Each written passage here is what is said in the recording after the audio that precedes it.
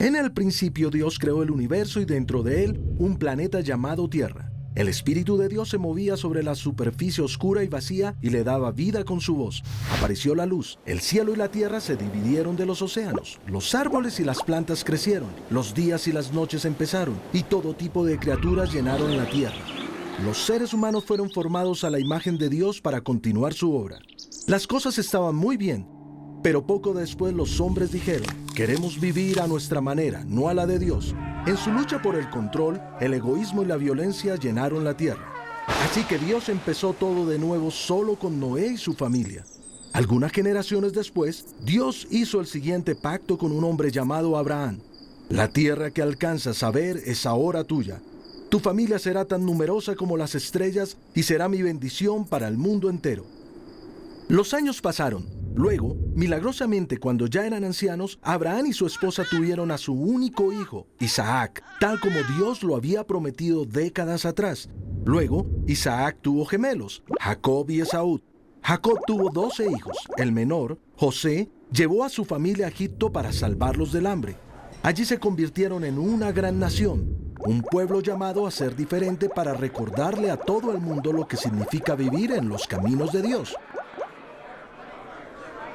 Los descendientes de Abraham, ahora llamados el pueblo de Israel, fueron llevados por José a Egipto para salvarlos del hambre. Allí se convirtieron en un pueblo numeroso. Al principio, los egipcios le dieron la bienvenida, pero luego se atemorizaron y se volvieron celosos. Los israelitas fueron obligados a ser esclavos y a hacer trabajos forzados. Pero Dios escuchó sus gritos de dolor. A través de un humilde líder llamado Moisés y a través de increíbles señales y maravillas, Dios guió a los israelitas en un gran éxodo a la tierra prometida.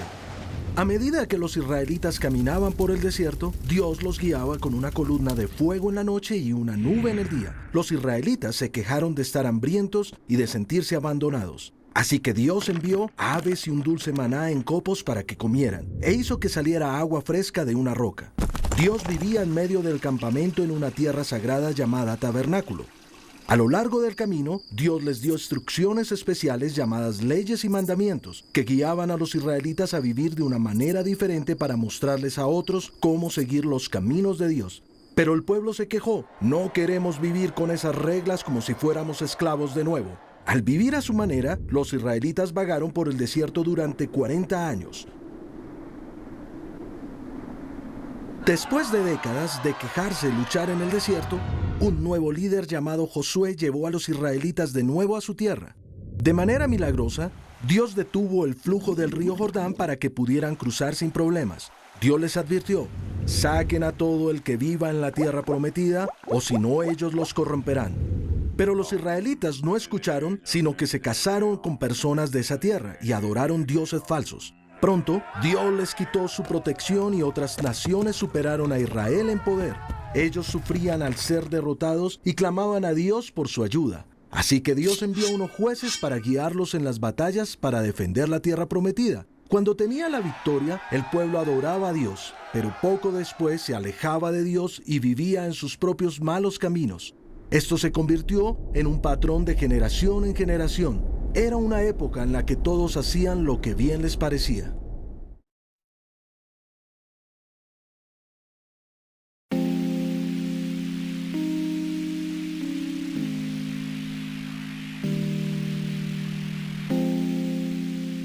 Durante el tiempo en que Dios envió jueces para ayudar a Israel, vivió una mujer llamada Ana.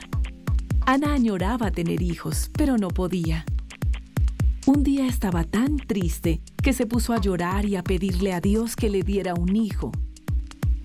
Uno de los sacerdotes de Israel, llamado Elí, estaba cerca y al oírla asumió que estaba ebria. ¿Hasta cuándo te va a durar la borrachera?, le dijo. Deja ya el vino.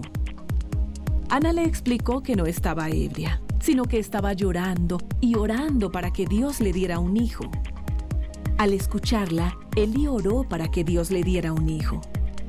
Poco después, Ana quedó embarazada y dio a luz un hijo que nombró Samuel. Cuando Samuel era un niño, ella se lo llevó a Elí, el sacerdote, y los dos oraron para que Dios lo usara. Una noche, cuando Samuel era un poco más grande, Dios le habló en su habitación y le mostró cosas que iban a pasar en Israel en el futuro, llamadas profecías. Este fue el inicio de una relación especial entre Dios y Samuel. Dios usaba a Samuel para hablar a los israelitas una y otra vez como profeta. Pero ellos no estaban satisfechos con un profeta, querían un rey, un gobernante militar como los de otras naciones que los rodeaban. A pesar de que Samuel les advirtió que no era bueno, el pueblo exigió que Dios les diera un rey. Eventualmente, Dios le mostró a Samuel quién debía ser el rey, un hombre llamado Saúl que era fácilmente 30 centímetros más alto que los demás hombres, alguien en quien los israelitas confiarían para que los dirigiera. Samuel puso a Saúl enfrente de todo Israel. Cuando los israelitas lo vieron, gritaron: «¡Larga vida para el rey!». Al escuchar que Israel tenía un nuevo rey, los filisteos reunieron un enorme ejército, tan grande que algunos de los israelitas huyeron de temor. Pero Samuel le dio a Saúl las instrucciones que los llevarían a la victoria. Le dijo que esperara en una región llamada Gilgal hasta que él llegara. Luego Samuel haría un sacrificio a Dios antes de la batalla con los filisteos. Pero Saúl se impacientó y antes de que llegara Samuel, él mismo ofreció el sacrificio. Las acciones de Saúl tuvieron consecuencias terribles. Él siguió tomando decisiones que iban en contra de lo que Dios mandaba y construyó su propia riqueza y poder, lo que llevó al final de su reinado en Israel. Era hora de que llegara otro rey.